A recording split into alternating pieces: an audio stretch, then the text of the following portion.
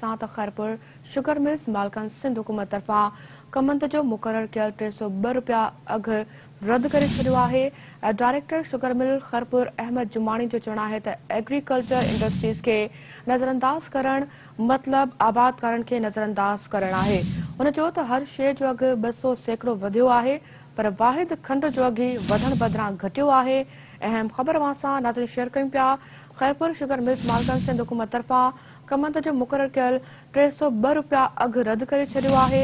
Director sugar mill Khairpur Ahmed Jumani जो चवणु आहे त एग्रीकल्चर इंडस्ट्रीज़ खे नज़रअंदाज करण मतलब आबादकारनि खे नज़रअंदाज करण आहे। हुन चयो त हर शइ जो अघ 200 सैकड़ो वधियो आहे, पर वाहिद खंड जो अघ वधण बदिरां घटियो आहे। अहम ख़बर अवां सां नाज़रीन शेयर कयूं पिया। खैरपुर शुगर मिल्स मालकन सिंध हुकूमत तरफा कमंद जो मुकर्रर कयल 302 रुपया अघ रद्द करे छॾियो आहे। Director sugar mill Khairpur Ahmed Jumani जो चवणु आहे त एग्रीकल्चर इंडस्ट्रीज़ खे नज़रअंदाज करण मतलब आबादकारनि खे नज़रअंदाज करण आहे। हुन इहो बि चयो त हर शइ जो अघ 200 सैकड़ो वधियो आहे, पर वाहिद खंड जो अघ वधण बदिरां घटियो आहे। इन हवाले सां वधीक तफ़सील लाइ राब्तो कयो आहे सिंध न्यूज़ जे रिपोर्टर अली जाफ़री सां। अली जाफ़री, अपडेट कजो हिन ख़बर जे हवाले सां। जी फना बिल्कुल सिंध हुकूमत पारां कमंद जे मुकर्रर कयल 300 जेको आहे 2 रुपया वारे अघ खे शुगर मिल मालकान रद्द करे छॾियो आहे। Director Khairpur sugar mill Sindh news सां ॻाल्हाईंदे चयो आहे त एग्रीकल्चर इंडस्ट्री खे नज़रअंदाज करण जो मतिलबु जेको आहे आबादकारनि खे नज़रअंदाज करण आहे।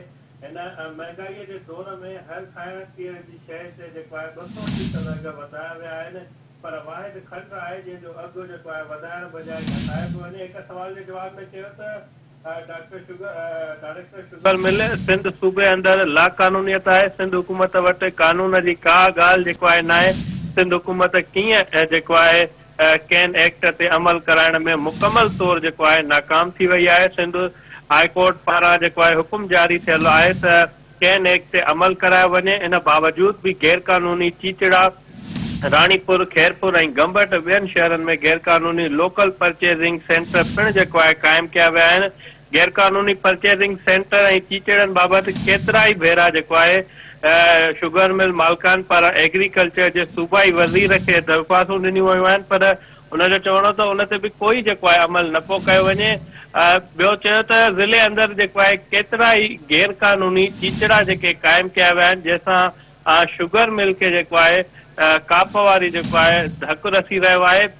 डिप्टी कमिश्नर खैरपुर खे 12 जेको आहे उन्हनि लिखत में ॾिनो आहे। उनजे बावजूद बि उन्हनि ख़िलाफ़ जेको आहे कानूनी कार्रवाई न पई कई वञे। हिननि इहो बि मुतालबो कयो त उन्हनि ख़िलाफ़ जेको आहे गैर कानूनी जेके चीचड़ा आहिनि उन्हनि ख़िलाफ़ कानूनी जेको आहे कार्रवाई कई वञे त जीअं शुगर मिल मालकान खे जेको नुक़सान रसी रहियो आहे उन खां जेको आहे बची सघे।